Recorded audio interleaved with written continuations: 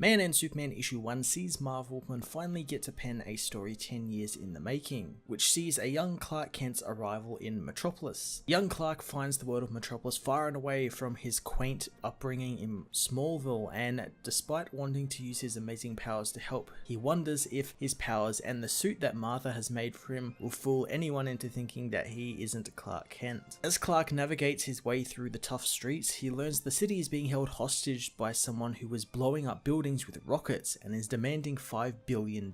Clark becomes disheartened thanks to the people thinking he and his amazing powers are behind the attacks, so much so he plans on abandoning his goals to help the city. But thanks to hearing from Lois Lane, the one person who is adamant that the mysterious flying man is there to help, he perseveres, helping people secretly while also writing an article that will get Perry White's attention. Things get dangerous when Metropolis's favourite son, Lex Luthor, returns to the city, despite the villains behind the bombings telling him never to return. The villains attack, but Lex's well-placed cannons take out the rockets as Clark springs into action, proving that he is there to help once and for all. In the aftermath, Clark wonders why Lex set up his weapons at the airport, and upon investigating, learns that Lex Luthor might be behind the attacks in order to secure a deal with the government and LexCorp to supply them with the best weapons available. Clark realizes it's time to meet with Lois, whom he's been keeping track of since they first saw each other in the destroyed building that Clark was investigating. Clark explains what he has found to her, making Lois impressed that someone has finally come along who is both competent and a challenge to her. She decides to work with Clark, telling him to look into Lex setting up the weapons while she confronts Lex himself about what he has done, but of course he denies it. Finding the weapons, Clark destroys the facility they are in, knowing once and for all that Lex is behind the attacks. Returning home to Smallville, Clark tells his parents that they were right as they give him back his costume. Donning the suit, Clark confronts Lex, who panics and tries to shoot him, but nothing happens. Instead, Clark tells him that he's going to be watching Luthor 24/7, and one day he will make a mistake, and then Lex will learn who the Caped Man is. Later, Clark goes to the Daily Planet, unsure if his new article, where he interviewed the Flying Man, will win over Perry. Lois says that because of the questions he didn't ask in the interview, Clark has managed to get all of the answers that everyone wants from the Flying Man. Lois delivers the article to Perry, who says if this Flying Man is going to be sticking around like the article suggests, he needs a new name. Lois has just the thing, and the next day, Clark Kent's interview with Superman is published on the front page of the Daily Planet. Man and Superman issue 1 was a really fantastic spin on part of Superman's origin that lots of other versions of the infamous origin story kind of gloss over: Clark's arrival in Metropolis. In a lot of stories, he just sort of arrives and then Superman appears. Never really goes into full details on what happened in those first couple of days. I really liked how Clark was really unsure of himself and how it was done in a way that showcases Clark's perseverance in the face of everything falling apart around him. Probably the most interesting thing, however, was the focus on Clark's reporter side and writer side of life, and how he has a love for writing. It's fantastic that it was given more time and developed into something that wasn't just a throwaway line about Clark being a writer for the school newspaper, or him wanting to be at the Daily Planet because that's where all the action is and he can be close to the ground and hear if something's going to happen. There's an actual reason behind it, and it's because he has a love for writing. These are the kind of one-off stories